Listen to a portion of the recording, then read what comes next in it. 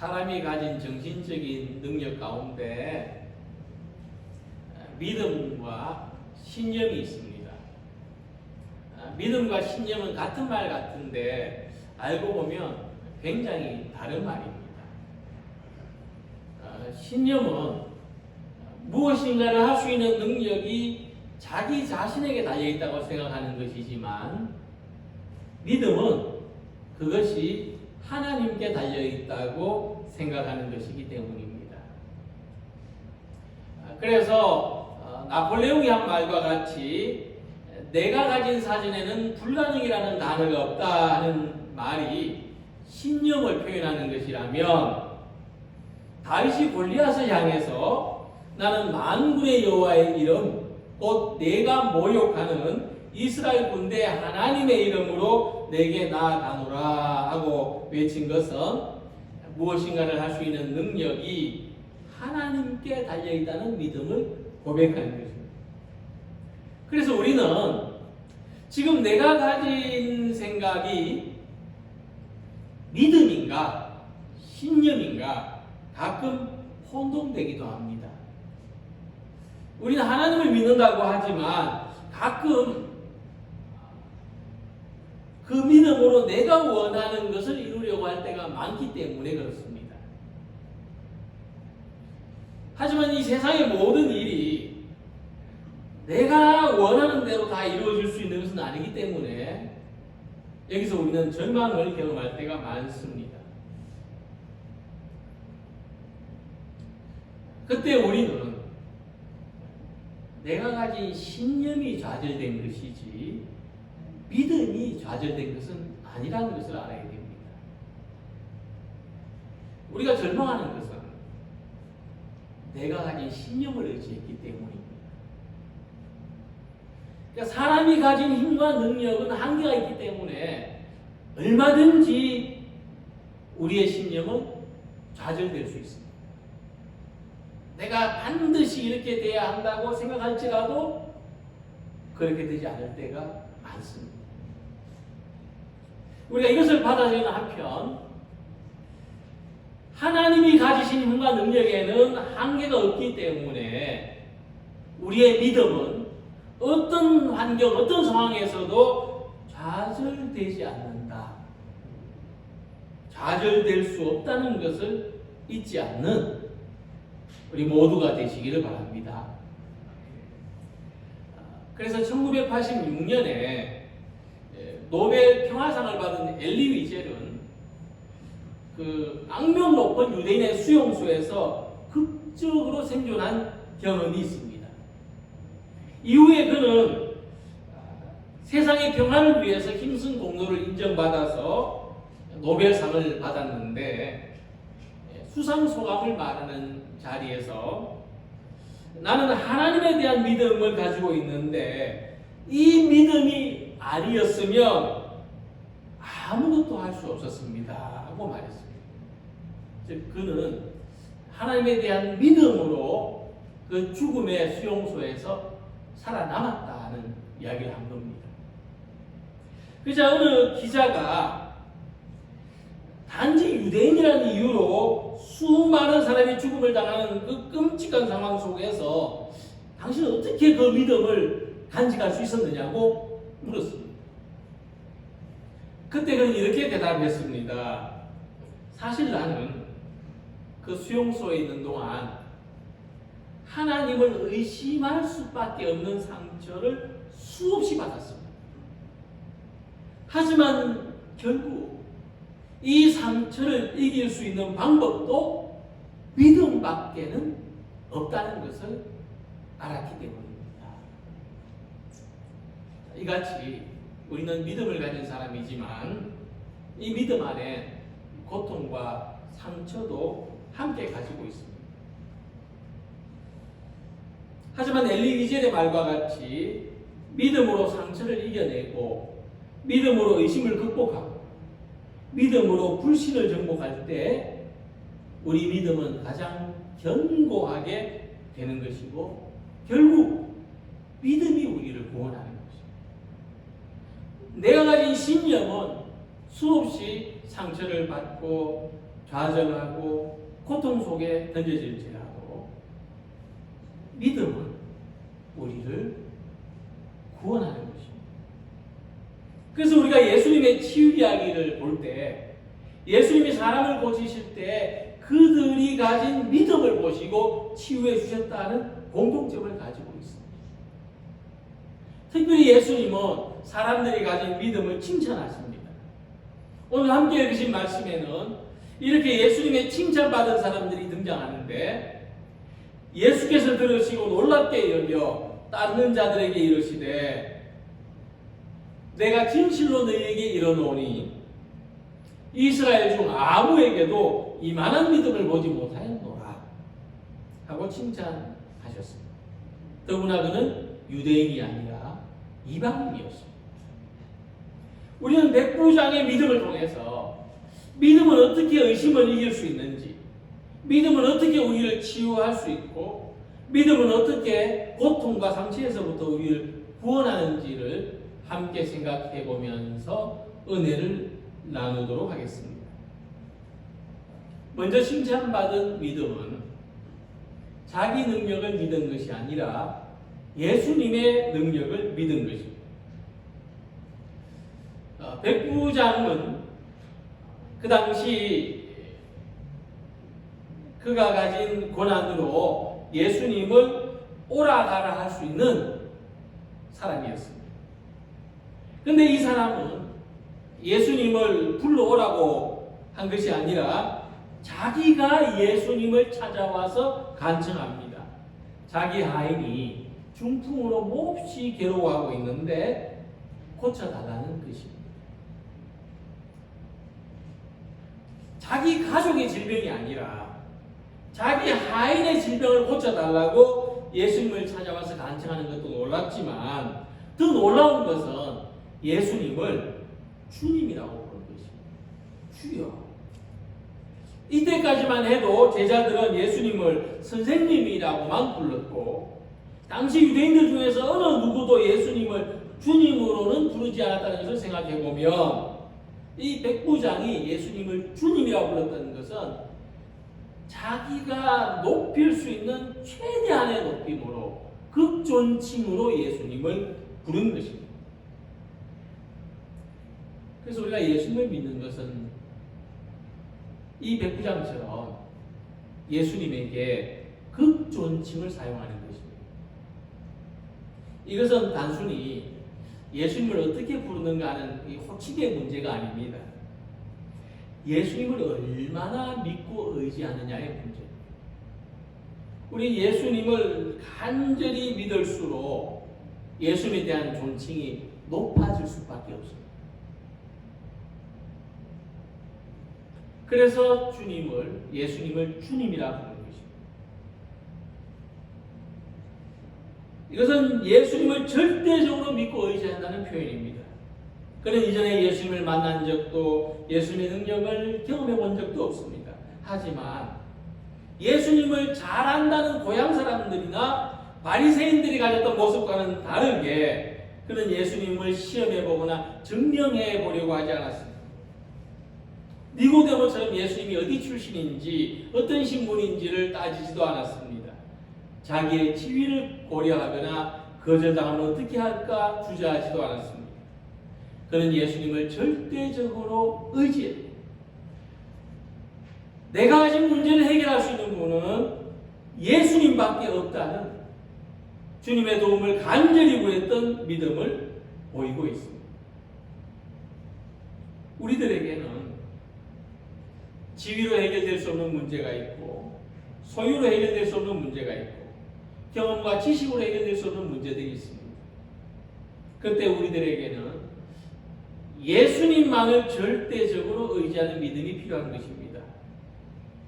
근데 사람이 예수님의 도움을 의지하기보다 자기의 능력으로 해결하려고 할 때 얼마나 얄팍한 계산을 하게 되는지 모릅니다. 창세기 32장에서 야곱은 에서와의 갈등을 해결하려고 할 때 계산적인 모습을 보입니다. 야곱이 심히 두렵고 답답하여 자기와 함께한 동행자와 양과 소와 낙타를 두 떼로 나누었다고 했습니다. 만약 에서가 와서 한 떼를 치면 남은 한 떼는 다른 데로 피할 생각을 한 것입니다.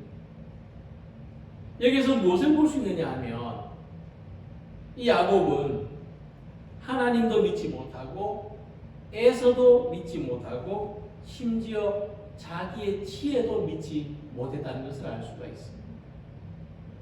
결국 맨 나중에 혼자 남은 야곱은 자신이 세운 모든 계획을 내려놓고 하나님께서 도와주시기만을 간절히 기도하게 됩니다. 그것이 약복강에서의 기도고 다음날 아침에 야곱은 에서와 극적인 화해를 경험하게 되었습니다. 그가 세워놓은 모든 계획은 사실 아무 쓸데없는 것이었어요. 소용도 없고 필요도 없는 것이었어요. 평생 계산적으로 살아온 사람이 자기 머리에 들어있는 계산기를 끄고 하나님만을 전적으로 의지했더니 놀라운 결과가 나타난 것입니다. 이 경험이 야곱의 인생의 큰 전환점이 되었습니다. 그래서 야곱은 이후에 아브라함과 이삭의 길을 잇는 믿음의 사람이 되었던 겁니다. 우리가 상처를 극복하고 의심을 이기는 길은 믿음을 가지는 것인데 이 믿음은 신념과는 다르게 자기의 능력을 의지하는 것이 아니라 주님의 능력을 의지하는 것입니다. 이 믿음을 강하게 해주는 말씀이 로마서에 있는데 복음에는 하나님의 의가 나타나서 믿음으로 믿음에 이르게 하나니 기록된 바 오직 의는 믿음으로 말미암아 살리라 함과 같으니라고 했습니다. 구원의 복된 삶을 살아가는 길은 믿음으로 믿음에 이르는 것입니다. 의심은 의심을 낳지만 믿음은 믿음을 낳습니다. 믿으려고 하면은 믿어지고 믿어지면 또 믿음을 낳게 되는 것입니다. 그래서 믿음에 이르는 길은 자신의 지혜나 자신의 능력, 자신의 신념까지도 내려놓을 수 있는 믿음입니다. 이것을 전적인 믿음이라고 말합니다.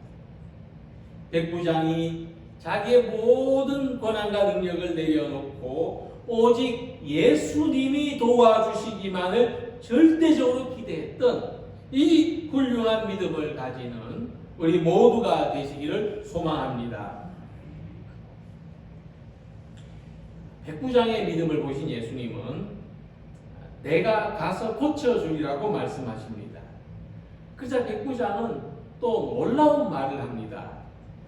주님, 저는 주님을 집에 모실 만한 자격이 없습니다. 너무 황송합니다. 그저 말씀만 해주십시오. 그러면 제 종이 나을 것입니다. 예수님께서 이 말을 듣고 놀랍게 여기셨다고 했습니다. 예수님께서 백부장의 믿음에 놀라신 것은 그가 단지 말씀만 해주시기를 원했다는 사실입니다. 말씀만 하셔도 내 종이 나을 것을 믿습니다라고 했다는 것입니다. 백부장은 예수님이 가지신 놀라운 그 능력의 원천을 알고 있었습니다. 로마서 10장 17절 말씀과 같이 믿음은 들음에서 나며 들음은 그리스도의 말씀으로 말미암았느니라. 이 믿음의 근원은 주님의 말씀이고 주님의 말씀을 믿는 것이 기적을 경험하게 만든다는 것입니다. 이와 똑같은 구조를 가진 말씀이 요한복음 4장에 나타나는데 예수님께서 왕의 신하를 고치신 이야기입니다. 왕의 신하에게 아들이 있었는데 이 아들이 병에 걸려 사경을 헤매고 있었습니다. 아마 이 사람은 아들을 살리기 위해서 모든 수단을 다 사용했을 것입니다. 그래서 그는 의사가 아니라 예수님을 찾아 나왔습니다. 즉 의사를 수없이 많은 의사를 찾아봤지만은 해결이 되지 않았다는 것을 의미합니다. 그는 예수님의 말씀으로 아들이 고쳐지는 것을 경험합니다. 그 사람이 예수께서 하신 말씀을 믿고 가더니 내려가는 길에서 그 종들이 오다가 만나서 아이가 살아있다 하거늘 하고 말씀했습니다. 왕의 신하가 어떻게 믿음을 가지게 됐는지를 세 가지 단계로 나누어 볼 수 있습니다. 첫 번째, 그가 직면한 문제 때문에 예수님을 찾아왔습니다. 두 번째, 왕의 신하는 예수님이 일으켜 주실 기적을 기다리는 믿음을 가졌습니다. 세 번째, 왕의 신하는 기적을 기다리는 믿음에서 말씀을 신뢰하는 믿음을 가지게 된 것입니다. 여기에서도 예수님은 말씀으로 신하의 아들을 고치셨고 생명을 주셨습니다.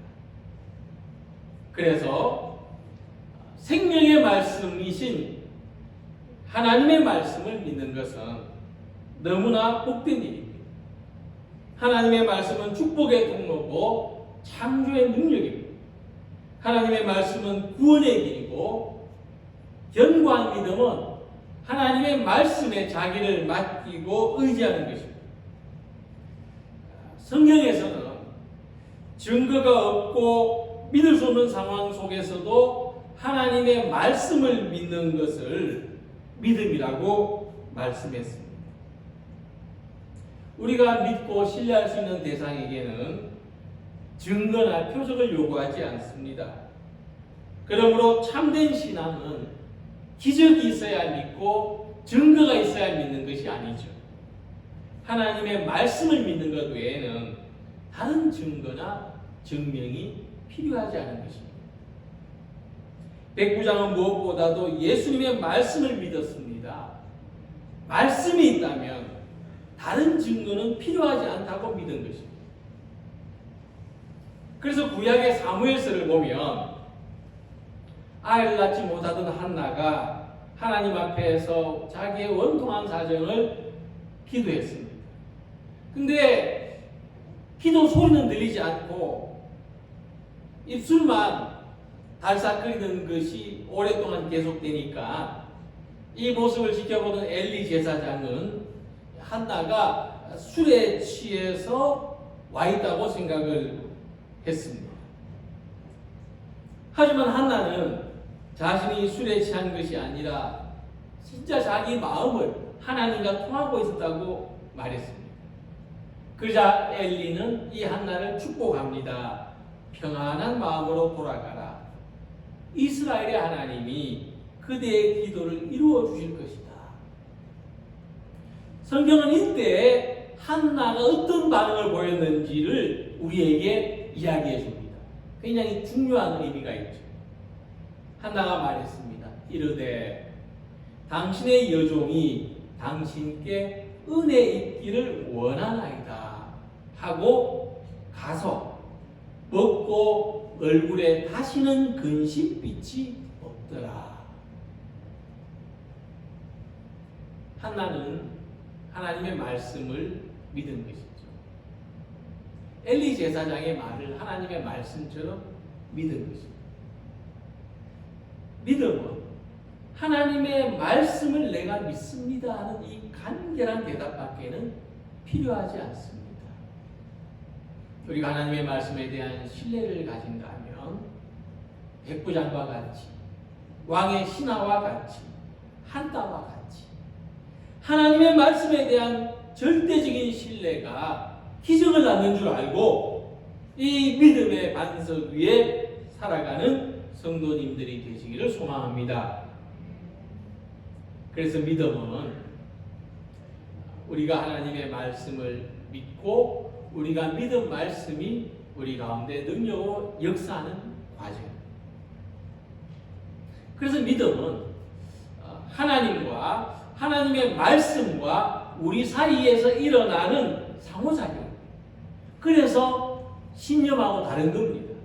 신념은 그냥 내가 이렇게 될 것이다 하고 생각하는 거지만 믿음은 하나님의 말씀을 내가 믿고 그 말씀을 믿는 믿음과 나 사이에서 어떤 상호작용이 일어나는 과정입니다. 그래서 우리가 믿는 만큼 이루어지고 믿는 만큼 할 수 있는 능력이 생기고 믿는 만큼 복을 받게 되는 것인데, 사도 바울은 내게 능력 주시는 자 안에서 내가 모든 것을 할 수 있다고 말했습니다. 내게 능력 주시는 자라는 이 믿음이 어디서 나왔겠습니까?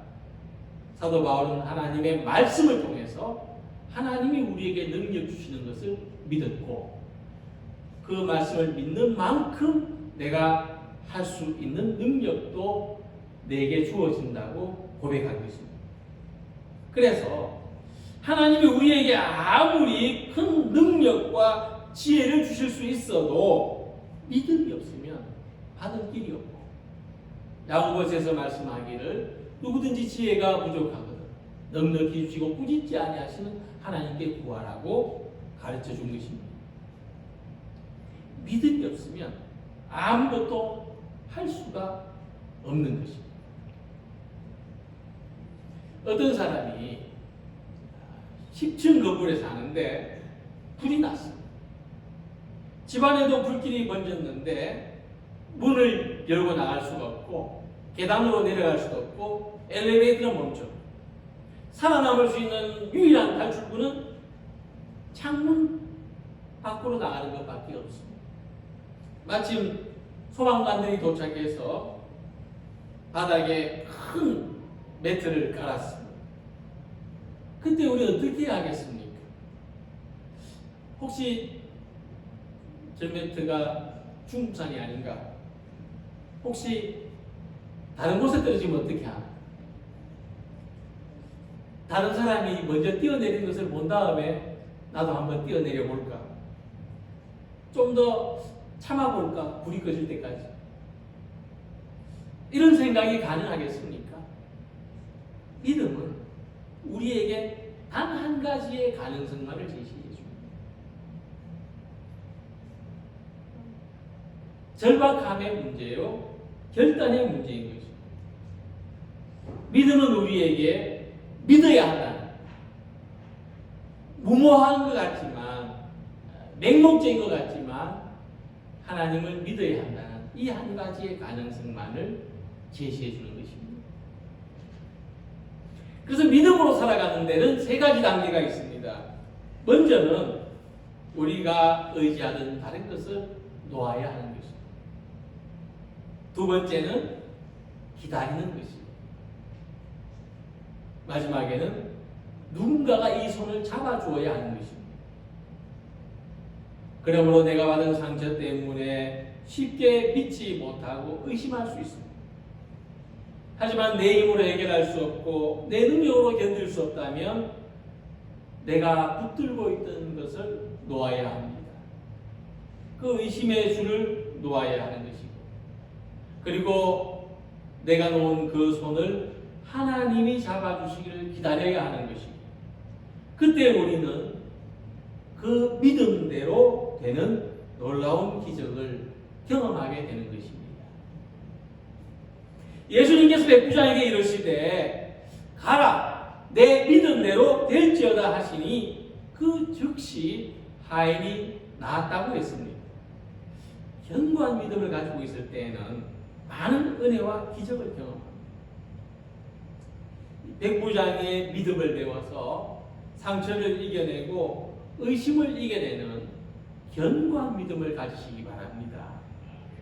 그는 예수님이 직접 고쳐주시겠다고 말씀하셨는데도 말씀만으로도 하인의 병이 나을 수 있다는 믿음을 가졌습니다. 그는 자만하거나 교만해서 그렇게 말한 것이 아닙니다. 그는 예수님을 지극히 높이는 믿음을 소유했기 때문입니다. 이 훌륭한 믿음에 예수님이 감동하셨습니다. 그리고 말씀하셨습니다. 가라 내 믿음대로 될지어다. 그 즉시 하인이 고침을 받은 것입니다. 예수님께서 나병 환자를 고쳐주신 내용과 비교해 볼 때 나병 환자는 예수님의 원하심으로 말미암아 예수님의 자비하심으로 말미암아 고침을 받은 것이지만 백부장의 하인이 고침을 받은 것은 그의 훌륭한 믿음이 있었기 때문입니다. 이같이 예수님은 믿는 대로 된다고 말씀합니다. 내 믿음대로 될지어다. 주님의 말씀입니다. 먼저 그것은 예수님의 능력을 믿는 것입니다. 그것은 예수님의 말씀을 믿는 것입니다. 상처와 고통 속에서도 믿음만이 구원의 길이라는 것을 믿는 것입니다. 견고하게 유지하는 것입니다. 우리가 소망하는 모든 일들이 주님의 말씀을 믿는 믿음 안에서 이루어지는 것을 경험하는 모든 성도들이 되시기를 주님의 이름으로 기원합니다. 기도드리겠습니다.